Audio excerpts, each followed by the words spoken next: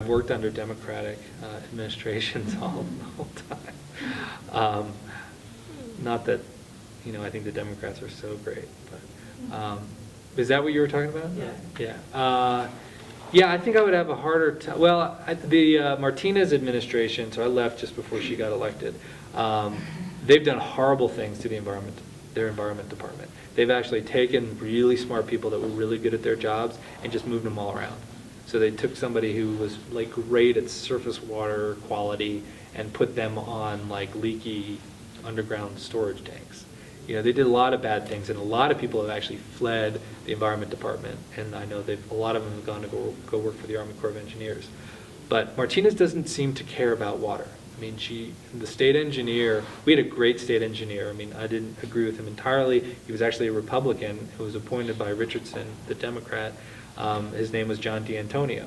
I didn't agree with everything that he did, but he had a vision for water, and he really tried to do his best. And she could have continued, keeping him on, but I don't know exactly what happened, and he got so disgruntled that he actually took a job with the Army Corps of Engineers, and he left.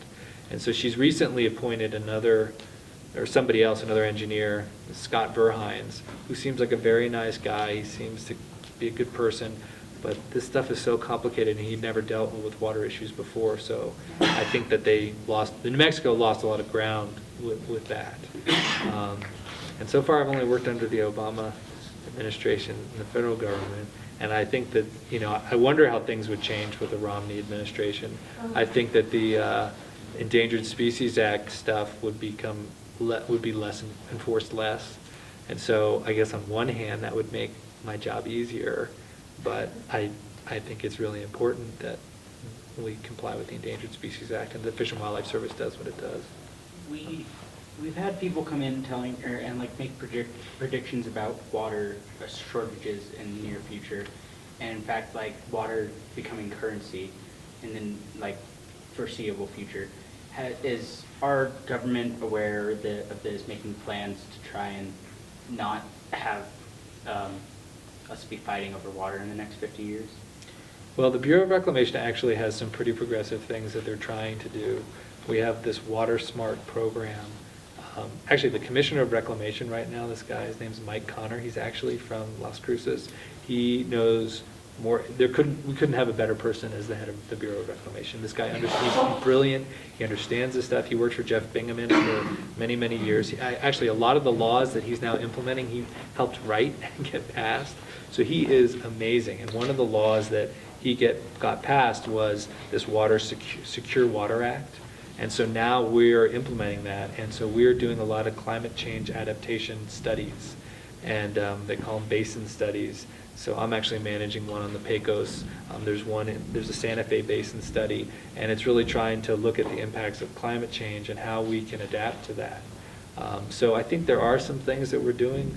I don't think it's enough. You don't hear them talk about climate change at all in the debates or in the public discourse. It's like the third rail. I don't know why they don't talk about it. I was happy that Obama at least mentioned it in his convention speech, that it was real and that we needed to do it. My greatest hope for the Obama administration is that he will really tackle it his second term if he gets elected, because it's the most important thing, right?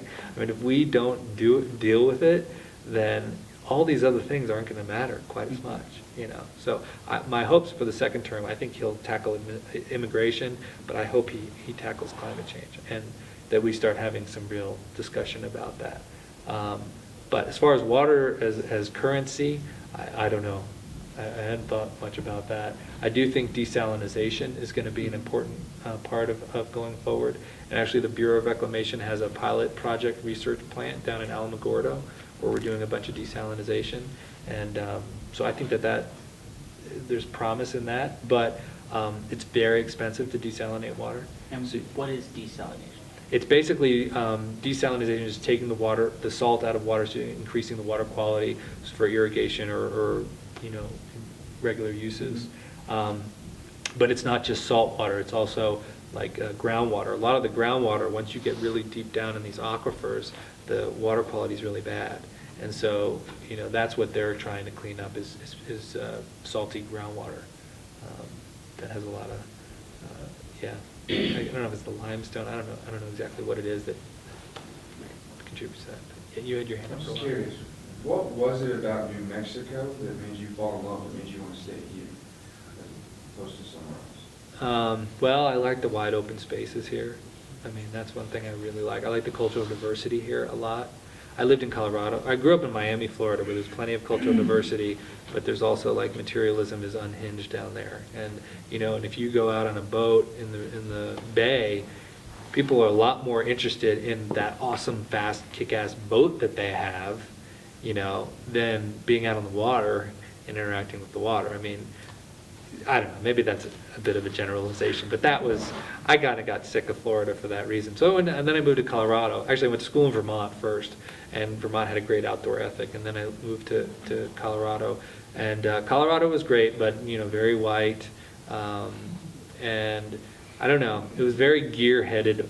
I don't know, people were all about the gear there too in Boulder, and I don't know, there's something very laid back about New Mexico, and I live in Albuquerque, and in a million years, I never would have thought that I would like living in Albuquerque. It's a very ugly, ugly town. But what it lacks in physical beauty, I think it makes up in the quality of people that are there. I've met more like-minded people in Albuquerque than anywhere I've ever been. And, and people seem to be down to earth. They're intelligent, they're thoughtful, they like interacting with the outdoors, but it's not about having the latest Patagonia, North Face, whatever the hell you have to go interact with it. It's just, and there's more potlucks in Albuquerque than anywhere I've been. And I think that that's indicative of this sense of community. And so we ended up moving on a block that I just love. We live on this street, and we have block parties where they actually block off the street, and all the kids come out, and they do it like 5 times a year. For New Year's Eve, we have a progressive dinner. And so first house is like cocktails, second house is hors d'oeuvres, and then we go, and so everybody's in a safe environment, and it's just, the community coming together. So I would say diversity, the outdoor spaces, and the sense of community that I've found in New Mexico have been the things that have really attracted me about it. And I like the desert. I think you have to like the desert. Even though I grew up near the water, and I definitely miss the water, but I love the desert, yeah. I hope you don't mind me going back to this. I just wanted to get some more in-depth information. So we were talking about you going to law school. Did you go all 4 years to UNM, or?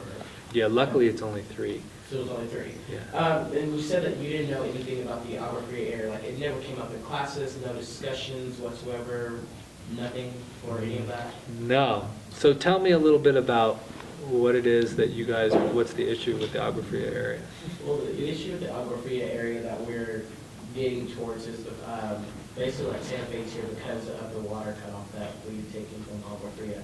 And that they're still in lots of, I guess you say, water custody battles now. And I was just wondering, like, how's that not trickled up down to Albuquerque law school? Is it too small a case for you guys to know about, or is it just not something? There must not have been a water law case that, a precedent-setting water law case involving that, or I might have read about it. Or maybe there was and I just missed it. But, so where is Agua Fria exactly? It's a village inside of Santa Fe, and it's down Cerrillos, that way towards Albuquerque, to the right inside. Okay. And it's like 5 blocks or something, like down Agua Fria Street. So did it get its water from the Santa Fe River? Is that how it got water?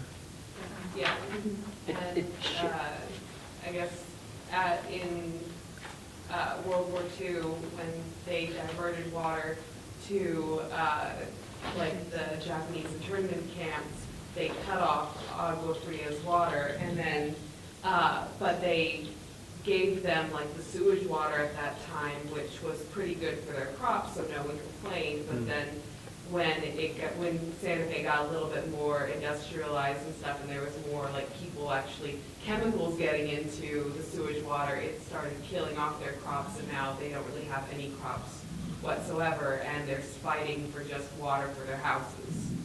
I don't know, we've had some people in here who said that like the fight's been going on for 50 years constantly about whether they have their water rights or not, and it was just taken away. So it was just, I was like, wow, I would be just surprised that it never came up ever since, or maybe it just got. I haven't dealt a lot with Santa Fe water stuff. because, I mean, the Santa Fe River is a tributary to the Rio Grande, but I've dealt more with like the Chama, the Rio Grande, and the Pecos. The Santa Fe River, I don't know a whole lot about. Cool, thank you. Sure. I was